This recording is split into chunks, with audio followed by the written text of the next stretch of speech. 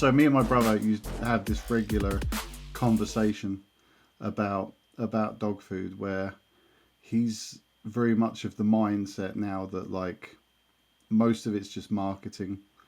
He'd love to know like what the real value difference is between all the different brands, because he's kind of gone round the cycle where he's had a pet shop and said, well, most of these things, premium products, they're not actually premium products. They're just over formulated, don't make sense, don't have enough of the stuff you need in it, and actually just buy a normal bag of dog food, and then if your dog needs a little bit of supplementation, then supplement a little bit of stuff yourself, because a lot of this is just marketing and it's nonsense. Whereas I'm a bit more like supportive, I guess, and I'm a bit more like, no, I can see benefits to these things, but we our regular argument sort of spaces. We talk about this sort of stuff, and it does make you think, because obviously, yeah, I'm not a nutritionist, and I can guarantee you the average consumer has less information than I do, so it makes it very hard to actually discern what is good, what is bad, because I think we get hung up on certain taglines like protein, like fat, like percentage of meat in the bag, and whether it's grain free or whether it's got superfoods in it, or you know, and like realistically, I mean, we say this stuff, but like, do we actually know what the benefits are to this? And so, Well, if it's good for me, it's good for my dog, right? And oh my gosh, the keto is the next best thing, to lose weight. And I'm like, as a nutritionist, I say, find a different diet. Keto is going to kill you. It's not a healthy option. And well, my dog, they're carnivores, so they just eat meat. And I'm like, no, they also eat fur. They, if they're not feeling well or missing a vitamin, they eat their poop too. We just assume, right? But if it's good for me, it's good for my dog. And it's really hard, right? Because they're part of our family and this humanization of our pets. And here, I'm all about small businesses. I really am. I'm a small business. I'm trying to buck the corporate world. I think there's real value in small businesses. My concern is these companies I'm working with, they're great people and have great ideas and they're great at marketing and they love their dogs and that's why they're going into this industry.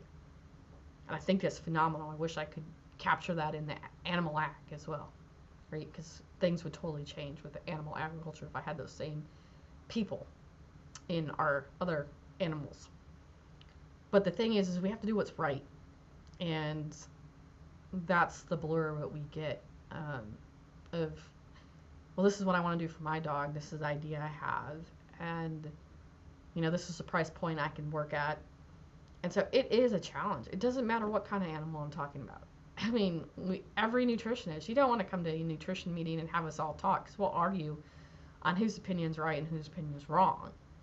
And I'm not here to say that one company's right versus the one's wrong. I'm just saying make sure that you're buying from a reputable producer that has the good QA programs, the quality checks in their system, that they're feeding a product that is going to be safe. Because one of the main food safety things we have to do in pet food has nothing to do with the animal. It has everything to do with you and your child.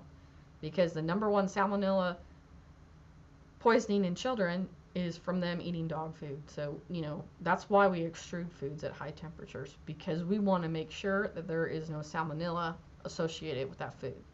Because we don't want your child to eat that piece of dog food and get sick and die. Where a dog will probably have the gut that could handle it better than your 2-year-old crawling around eating out of the dog food bowl. And yes, it does happen. yeah.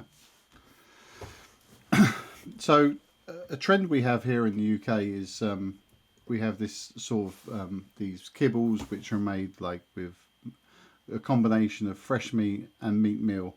And again, this is a thing me and my brother argue about: is there a benefit to it? Like, because it sounds better, like 30% meat, 30% meat meal, because it sounds better as fresh meat going into this kibble, for example. But realistically, I know from like dehydrating products you can lose like 60 odd percent of the product in the dehydration process. So when you're actually feeding it through the extruder, number one, is it any different to meat meal by the time it sort of shoots out into the kibble form? And or are we actually, rather than getting something good, we're actually just getting less meat in the bag